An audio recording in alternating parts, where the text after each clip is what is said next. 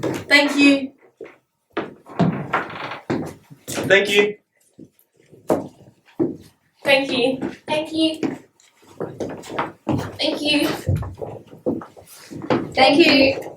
Thank you. No worries. And thank you guys for doing everything on behalf of the Salvation Army. In fact, come with me for a moment and we can check out our Doorways program.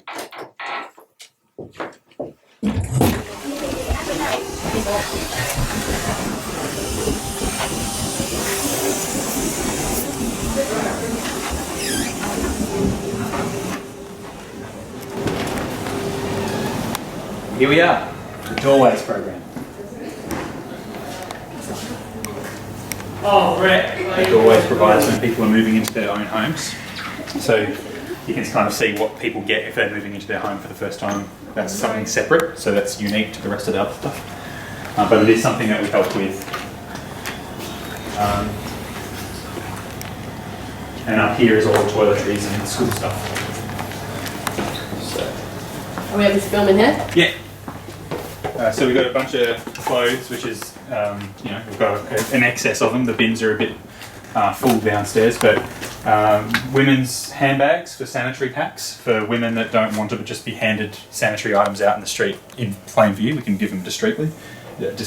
But then we've got shoes, and when the shoes aren't here, we put the school backpacks up on the shelves. School items and stuff, the backpacks, pencil cases, the water bottles, all those sort of functioning items for a school time is going to go in this room here. So on the shelves, these will start to fill up with all those backpacks that you guys are putting together for us.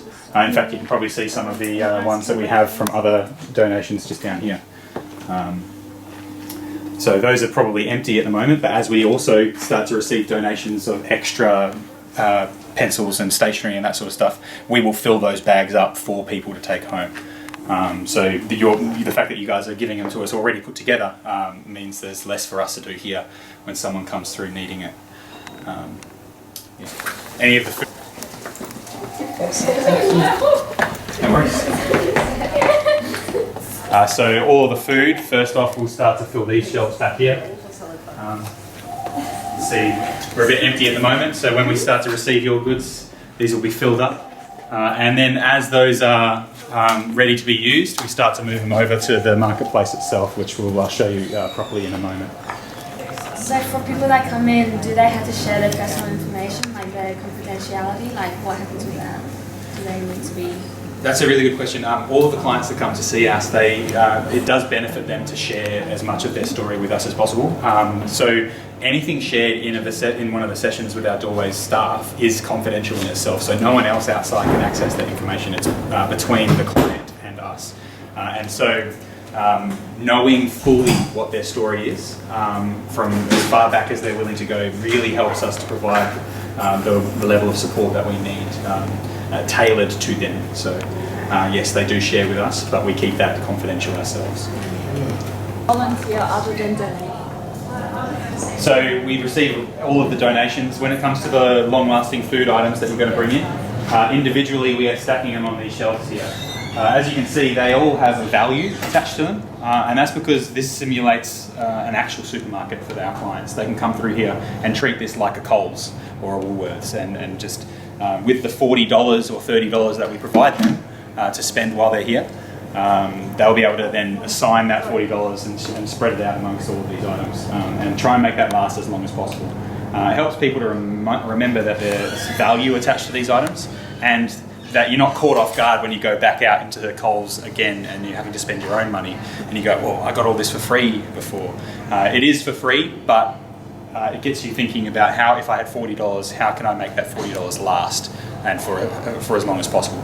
And with these items down here, these fruit and vegetables, these are all donated by Oz Harvest and Second Bite. So when it comes to the long life items that you guys donate to us in these packages, you might think, oh, it's a bit hard to make a proper meal out of some of that. Oz Harvest and Second Bite, we can get some fresh ingredients, add that to a pasta sauce, and then we've got a meal. And the clients can make that kind of last 2, 3, 4 meals if they're by themselves. Someone's whacked together a curry and rice. We've got meat for people to be able to actually make their own stuff, but schools are actually a big part of this. Schools can help us by cooking these meals ahead of time. We've got a lot of our meals prepared for by schools in Western Australia. If you don't have the ability, so a lot of our clients, they don't have somewhere to cook their food.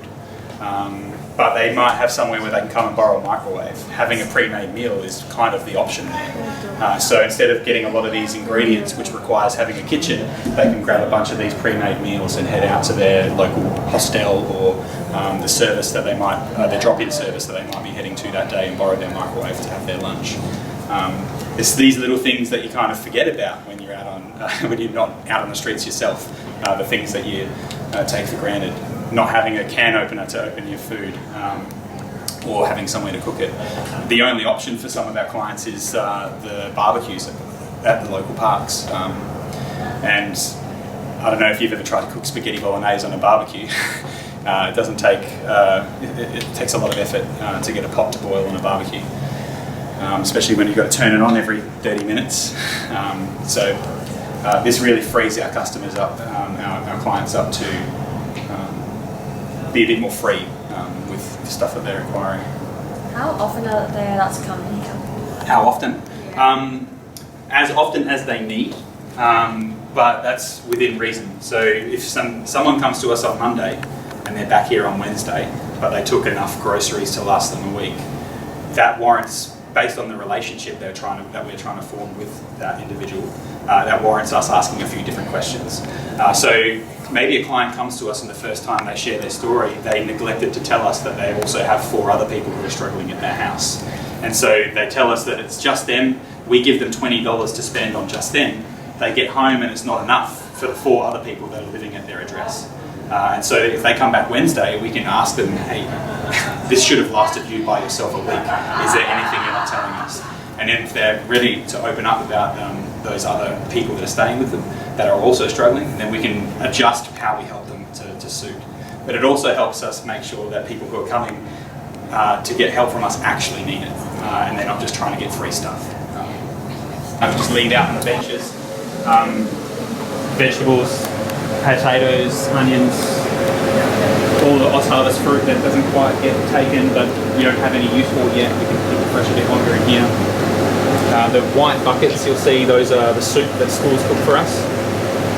And everything on this shelf is what we take out on our street runs. So food that's prepared, meals that are taken here, we'll take them out and if they can heat it up at night. So how many volunteers? So how many volunteers would you have on like a daily basis? That's a really hard question to answer. There are familiar faces that I've come to know the 2 or 3 days that I'm down here a week. But they're here every day. There are others that are in and out every month. To put a figure on it, there's at least 5 faces here daily that I see that are different. That's on top of our employees. And how many people do you have coming in here for support on a daily basis?